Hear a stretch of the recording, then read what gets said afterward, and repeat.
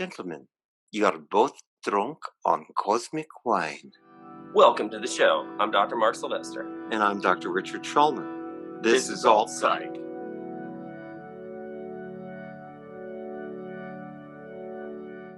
Probably refer them out because it's not something I have a lot of expertise in, and I think there are better people than I who do this. If I had to do it, I would make sure that I would see what their memory function is, and if they needed to like write things down to keep them on track.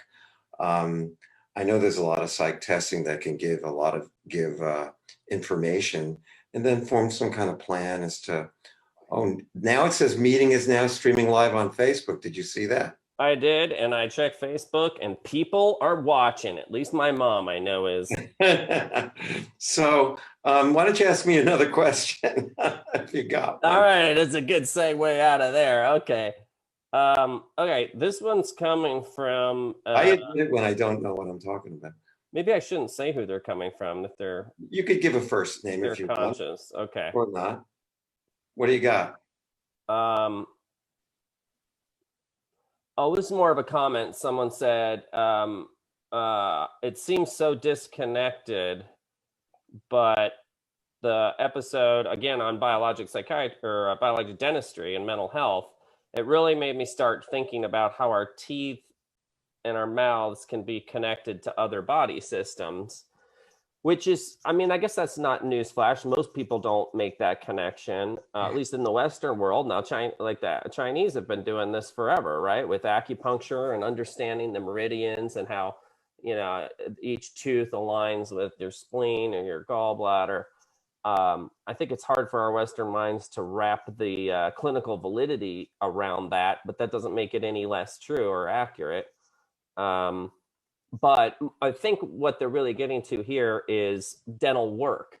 So whether that's implants, whether that's crowns, you know, drilling out the roots of a tooth is certainly violating any chi or functional chi that may be going through that meridian, implanting a titanium lightning rod, if you will.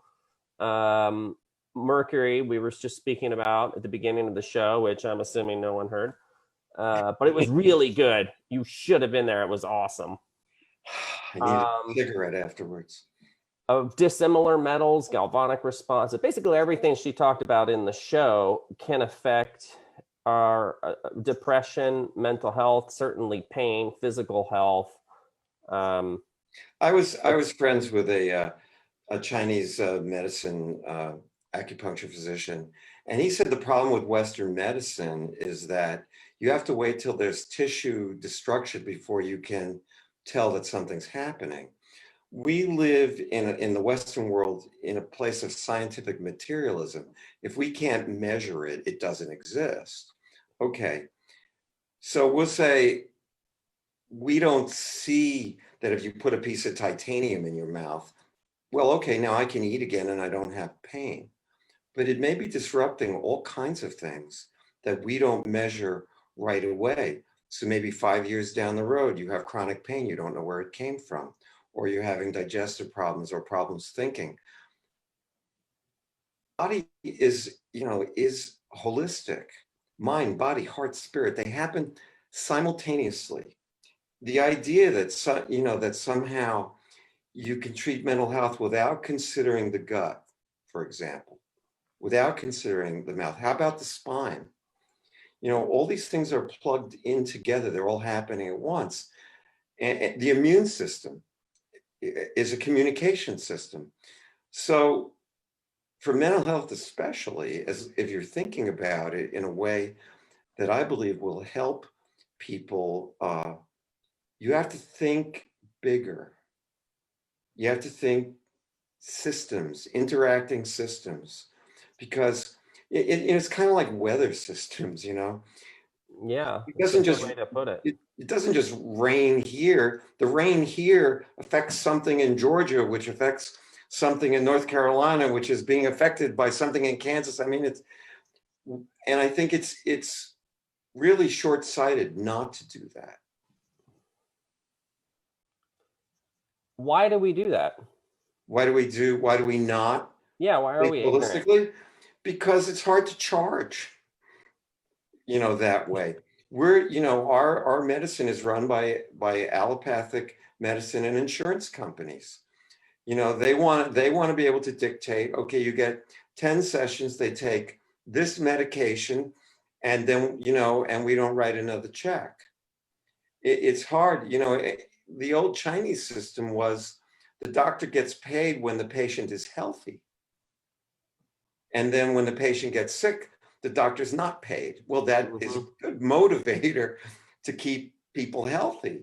Our model is keep people sick so they can keep paying. It's a little nut. It's more than a little nuts. And you can see with all the chronic illness, whether it's physical illness or mental illness, the chronic depression, chronic attention issues with kids, the autism rates are going through the roof. So many things that it feels like Western medicine has not done a good job with. But, it's easier to get a diagnosis and have a treatment plan and have so many sessions or so many times to deal with it because that limits cost. It's funny because to me, if you did it the other way, you would really limit cost, but you'd have to start with prevention. Yeah. No, it's so true. And I mean, do you think it's changing? Are we evolving? Are we getting wiser and more holistic as a country? Let's say not necessarily as a species, because I don't know what's necessarily going on around the world, but as a culture, are we evolving towards holistic thinking, or are we actually getting more and more myopic? I actually think both. And as a culture, we're more divisive, we're more extreme. Okay, Yeah, so black and white thinking. kind of black and white, more like black and white living. Yeah. The political separation, it used to be, okay, well, the other side was the loyal opposition. Now they're just evil. And both sides think the only thing they agree upon is that the other side is evil.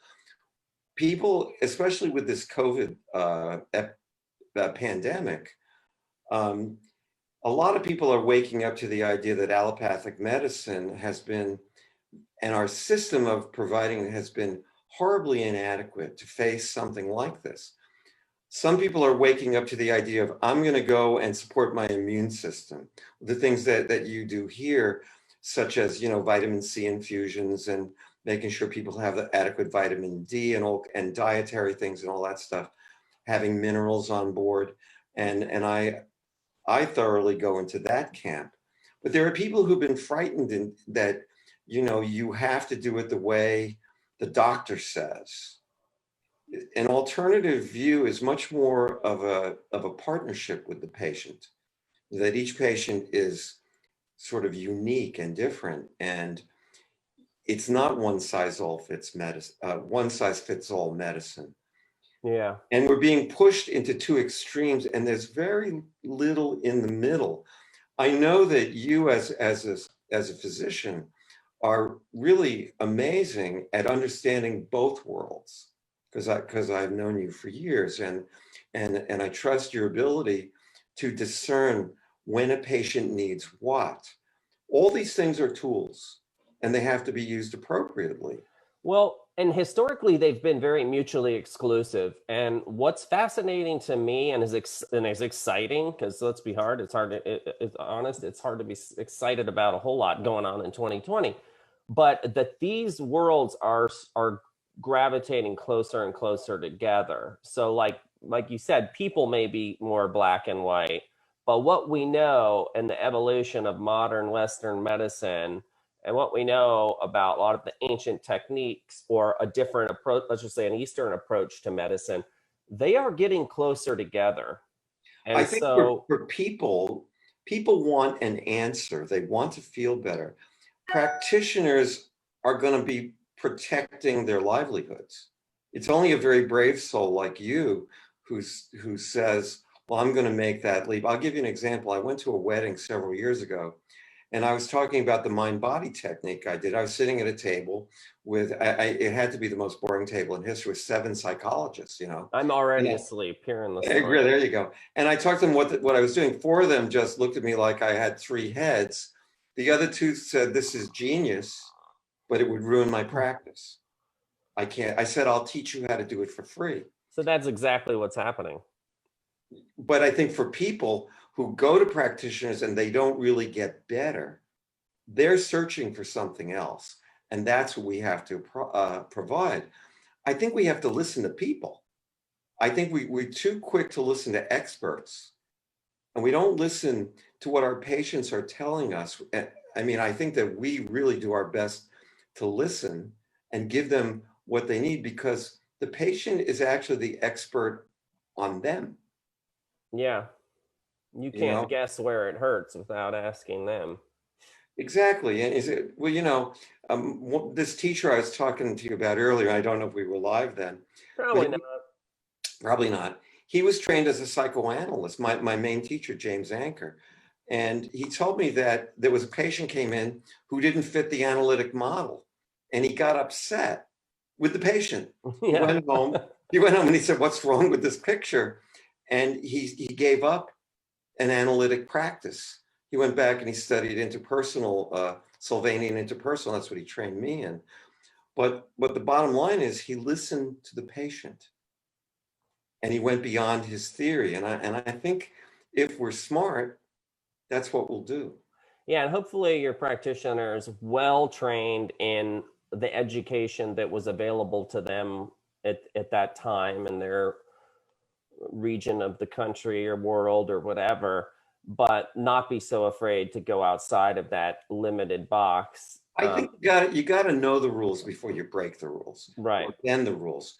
Yeah. One of the things that I worked with a body therapist when this was all starting, and she said to me one day, "Well, you're a really good psychologist." And I said, "Oh, well, I hope so. You're working with me." She said, "No, no, you know all the regular stuff." I think it's really important that people who go into this sort of new world, I don't know what else to call it. It's probably an old world. We're doing traditional things, We're ancient pendulum practices, swinging. that we know the conventional stuff. I don't want people who don't know the fundamentals to be doing really fancy stuff, because they'll make rookie mistakes. I found the post on what I was trying to remember, but I butchered it. So let me just read it to you. Okay. I never knew that silver fillings had mercury in them. That just blows my mind. If more people learned they had mercury so close to their brains, I bet they'd be running to get them removed. That's powerful and much better said than what I was trying to remember. I had mine removed about 20 years ago. I mean, when I became aware, I thought it was crazy to Yeah.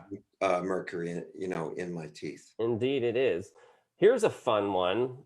Although it looks like it got cut off, so let me see if I can find the full version.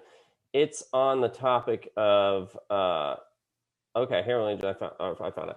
I'm fascinated by near-death experiences.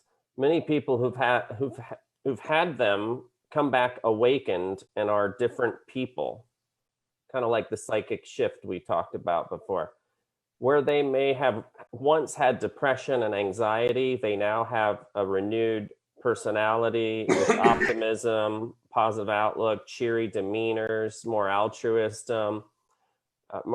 They report talking to light beings during these events. What is your take on this, Richard? Near-death experiences are real experiences, and they can be life-changing. And I'll tell you a funny story. The first time I experienced it in real time with a patient, I was working with the body therapist on a patient. We had this little tiny massage room with like a 15-watt light bulb. This is when we were just starting to do this. And the patient was talking about a surgery, and she literally died in front of us. She went limp. Her eyes rolled back into her head. I turned to the body therapist and said, "Is she actually dead?"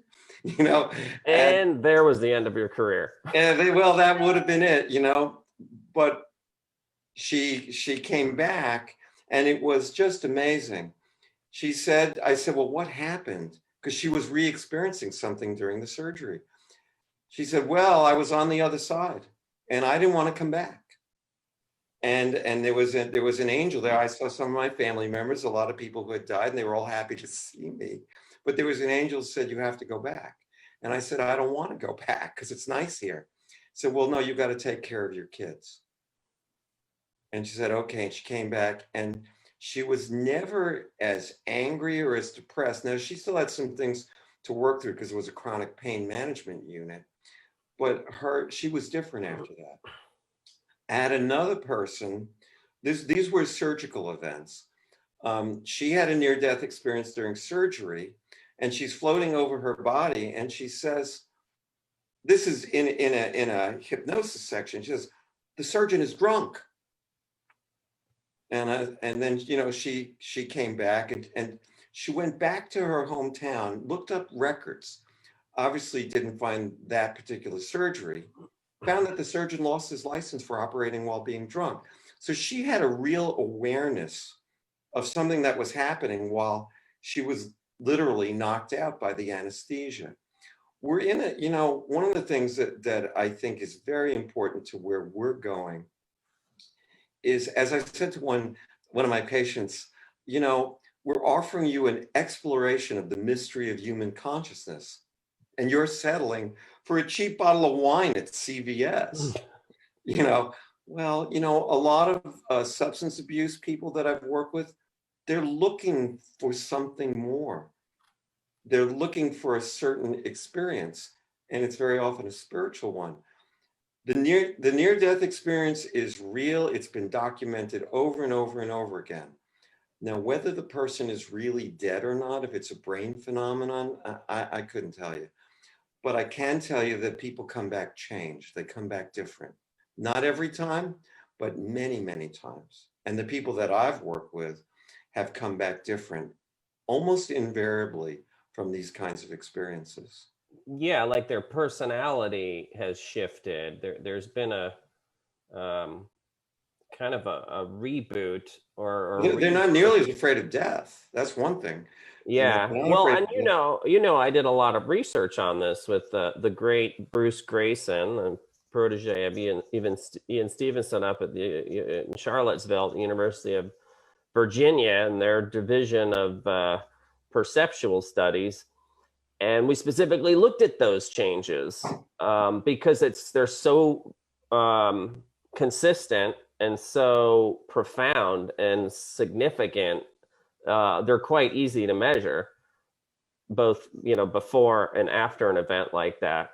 And I've always had a special interest in that. It's part of what probably on some level led me into medicine, of course, and working with those greats.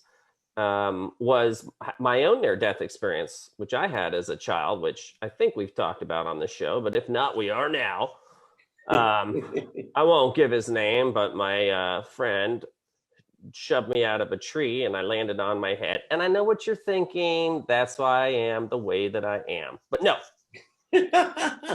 I was pretty much knocked out in a coma. They didn't know if I was going to wake up. I had a classic near-death experience, what they call a core experience. But what was interesting is while I was falling, I left my body and I was standing behind my mother in the house, looking at my body still falling. So I actually left my body before I had any brain injury, you know, so it couldn't have been, you know, a hallucination from a traumatic brain injury. And I had a very similar florid experience once it was all said and done. I brought a lot of that back, and I kind of felt like it shaped me my whole life and my sense of seeing past the end of my own hand. So, and that's the other thing we discovered is when people have these experiences, it's on par with, you know, one of the most tenacious delusional disorders. You cannot convince them that what they experienced wasn't completely veridical or bona fide. Well, you know, and what I found is that when somebody is having a psychotic process as opposed to an an unusual process is the interpersonal part is different. When people are psychotic, or even when they're under control of medication, they don't react like other people. When we couldn't diagnose somebody, in the psych hospital, we called them FLKs, funny looking kids, that we couldn't quite connect with them. Hopefully not to their parents. Oh, no. And I love these Or their guys. faces. I love schizophrenics. I actually speak schizophrenics. That may speak volumes about me. Do you keep one at home in a cage? No. I Maybe just you love them too much. I learned how to talk the language because I had a patient teach me, actually. Anyway, the interpersonal interactions are different with people who've had near-death experiences. And it does, to me, that changes, even though it may be persistent, like a delusion that somebody's unwilling to give up. People who have delusions like that are not interpersonally available in the same way that people who've had near-death experiences say, hey, look, this is real. I mean, I haven't had a near-death experience, but I've had lots of uncanny experiences that people would say, well, you just made that up. I didn't make it up.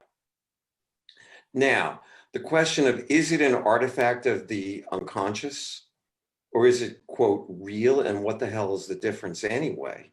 We are very bound by this physical reality. If you get into quantum physics, this isn't nearly as solid as we think it is. And that's, I think, kind of where we're going with emotional healing. The idea is there's a lot more than just the physical going on here, and even the emotional. I've heard it said once that emotion is thin matter, and thought is thin. Well, energy is thin matter and thought is thin energy. And there's a continuum between the three. And I think it's that putting together that continuum is where we're having to go. These experiences are cross-cultural. Near-death, every culture reports them. Yeah, we studied that too. So, I mean, they're part of what it is to be human. And that's what we're looking at in the end.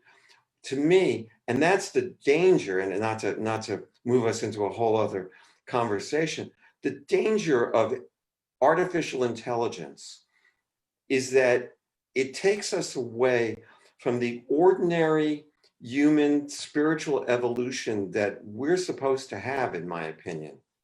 We evolve spiritually as a species. And the idea that we become mechanized may make it easier for us to do certain tasks, but it's going to get in our way spiritually.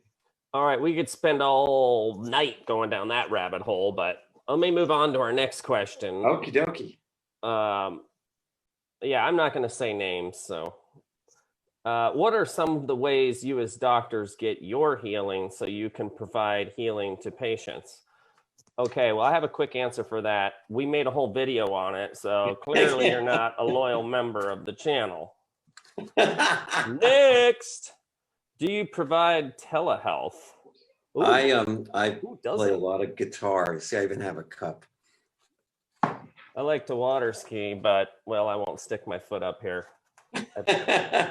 Music, nature, when they still had hockey games you could go to, that was a good one. So music is the most powerful one for me. I will write music, I'll play guitar, I have a band, I play with the band. Most fun I ever have my clothes on, playing with the band. Probably more fun if you took your clothes off and performed. Not with that band. Oh, okay. I got you. You're a bunch of old farts like me. Well, there is one girl.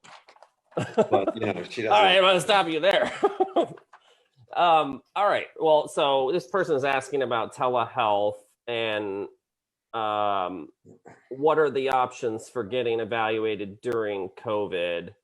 Do you need a referral? Oh, she loves this and hopes I can't read that. That's like auto corrected.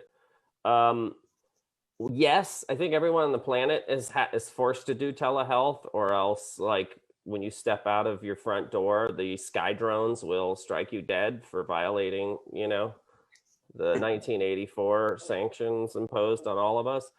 But no, we do not need a referral to come visit our practice at alternativepsychiatry.org. We do offer, like Dr. Schulman was saying, we have the foundations, we have the basics in our education and training, but we've spent the careers looking for any and all ways to provide healing, because at the end of the day, that's the metric of whether or not what you're doing works. And so we have all kinds of alternative modalities to help both mental health, but even some physical health. Our nurse practitioner uses a lot of holistic tools as well, seeing primary care patients, because we do, of course, both primary care and also behavioral health. But it could be anything from natural. The first thing I do is I remove the drugs that other doctors gave you. I mean, not as a general rule, but I look at this medication list and I say, geez, a lot of what you're talking and describing are really just side effects to medications. Are you sure you really need all these? And then I'll kind of peel them off, shocked they get better and think I'm some genius. And it's like, no, your other doctors are just dumber for putting you on all of this stuff. A pill for this, a pill for that, not thinking about the drug-drug interactions or drug-gene interactions. One of the services we do is look at pharmacogenetics, and like Dr. Schulman mentioned, the infusion room. We infuse anything from vitamin C to vitamin Z. I can't back that up. I just made that one up. But a lot of different vitamins, vitamin cocktails. We have a whole panel of that. Treated a lot of different, both physical and neuropsychiatric illnesses. We have a massage therapist here. Of course, Rich is working with a body therapist. I'd like to add something in terms of telehealth. Yeah. Mark Sylvester is a pioneer in this, and he's been doing it for a long time, and he was trying to get me into it for quite some time. And then COVID came along, and it was sort of like, hi, how you doing? Well, I was shocked at how effective I could be. It's not that I'm not afraid to meet people in person, and the body therapy I do, obviously we have to do in person. But a couple of my telehealth patients are trauma survivors, and one went into the trauma right live, with me on one of these screens. And I was able to, using an eye movement treatment, able to I'm going to call it dissolve. I don't like the word release because I don't know what we're releasing, but dissolve the block that he was in and helped him to resolve it. It's very effective. I'm still kind of shocked at how effective it can be.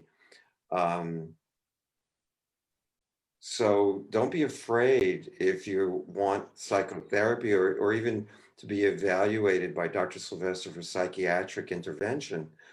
Don't be afraid to use it. It works. Well, thank you. You're both a gentleman and a scholar. I made a little boo-boo because I didn't scroll up all the way. There was a part 2 to that last question. Okay. Which was, secondly, how can I introduce the conversation to a family member or friend that I believe could benefit from what you guys do at Alternative Psychiatry? What's a good way to describe the services and help them overcome the stigma? I guess, I don't know if they mean stigma of mental health or stigma of alternative therapies, and getting them to see it as a wellness center. Well, number one, life has changed from when I was a kid. When I was a kid, it was a great shame to go to a therapist. Now, just about everybody has gone to one. I think, though, that confronting a family member and saying, well, you need help can be dicey because people don't want to hear that. What I tended to encourage people is to speak in the language of emotion. rather than getting into a debate or being defensive, I noticed that you're looking down. I noticed that it seems to me you're not sleeping or you're not eating, have you noticed this? Now, the other thing that I do advise people to say is, this is over my head. You need somebody who knows more than I do about this. There are a lot of very well-meaning people who want to help. Your barber wants to help. Your bartender probably will talk to you, your cousin, your friend.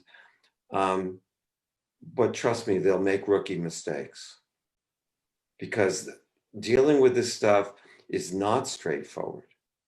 And you can't win. If what you do works, then the person thinks they did it. If what you do didn't work, then you get blamed for it. I think you can be very, very strong about what you notice. I notice that you're very angry these days. I notice you're not sleeping. I notice that you seem depressed. And then offer, we can do something about this. Now, if it's a matter of alternative, if that's the thing that the question is aimed at, I would just basically say, how has the conventional worked for you so far?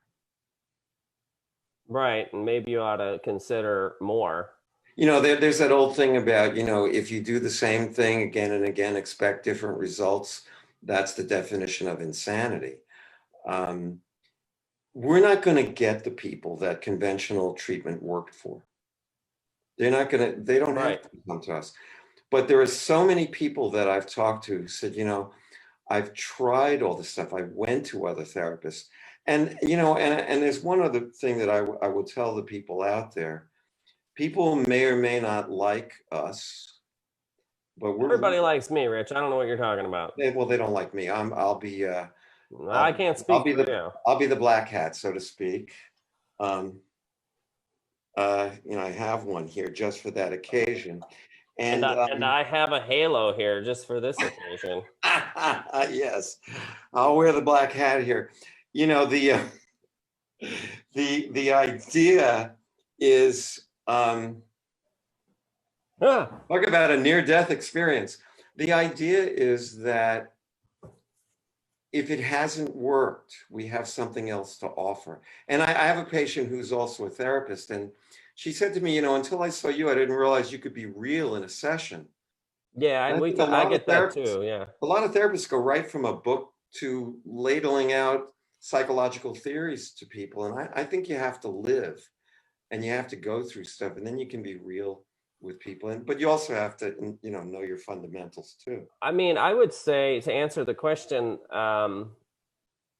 of course, you'd have to have the courage, if you were struggling with something yourself, to say, I've heard about these guys, or I've seen this practice, and if you hadn't been there, you could be like, it really looks cool. It looks like, the wave of the future. They kind of know everything that any Western practitioner would, but are completely open to healing through any other alternatives. Or if you have some experience with it yourself, I did it and it worked for me. Or the greatest compliment that we get is when a patient refers a friend. Yeah, word of mouth, sure, because then the expectations, someone's more open-minded, I think, coming in, because we do these shows and hope to drum up support, but I don't badger people if they're not ready to buy what I'm selling. And in this case, it's health, and they just want to buy a Prozac because that's the happy pill that they think is going to work. Then we start there. But Absolutely. if they're coming in for energy work or soul trauma healing or body therapy and trauma, emotional shifting, trauma release, we do, we'll do ordinary stuff too. People come in with anxiety or depression or relationship issue. But if conventional has not worked, and usually people have seen 4 or 5 other therapists before they get to me anyway. I want to find out what they did that didn't work, because, I don't want to reinvent a broken wheel. And, I'm a great believer in therapy. I'm a great believer. Sometimes all I do is remind people of what they already know and get them back to it. Yeah. You know, the idea is that we're open to the patient's experience. It's funny because I studied with this Buddhist scholar for about 2 years, and he started me by saying, anything that doesn't fit with your experience of life, throw away. And I said, what kind of religion is this? You can throw stuff away. But it really, I took a lot of that into the therapy. I want to find out what the patient's model of the universe is. I want to find out what their experience of life is. And we'll start with that and see how it's working. Excellent. Well, I think we have time for one more question. So I'm going to read this one. Could you please speak on the role of proper nutrition and its effect on mental health, on the gut-brain axis, if known? Once again, we did a whole show on that with Nora Clemens, because it's fascinating. I think it's at the core of mental health, is not just we are what we eat, but there's a significant amount of data, especially since the 90s, on the microbiome of our gut and how it directly relates to our health. The last part of that question was sort of the mechanism of action, I think, is a little less understood, although there's a lot of theories, whether that's mediated through the vagus nerve. There's certainly a neuroendocrine component of it too. Neurohormonal is another way to think about that. But there's an overall physiologic component of that as well, that can affect the way that the brain functions. And anything that interferes with the way the brain functions can produce symptoms. If it interferes in a global way, then you're going to see things like tinnitus and brain fog and encephalitis and motor impairment. And think about being intoxicated with alcohol. You have a poison in the entire brain. It affects the cerebellum, and you see ataxia, and it affects your judgment, and it affects your emotions. So depending on what toxin is coming through our bloodstream or exposing us through our diet, candida overgrowth, dysbiosis, and the small intestinal bacterial overgrowth, all of that we talked about in another episode, it's going to affect the way that you think and feel. And for that, I have a especially crafted resentment towards antibiotics, because one thing that your doctor will never tell you is, hey, this antibiotic can give you panic attacks, which is sort of like end stage anxiety.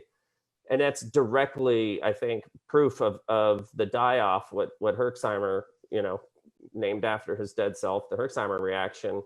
These die-off phenomena are real, and it affects our whole body, not just our mind. There are more neurons in the gut than anywhere else in the body but the brain.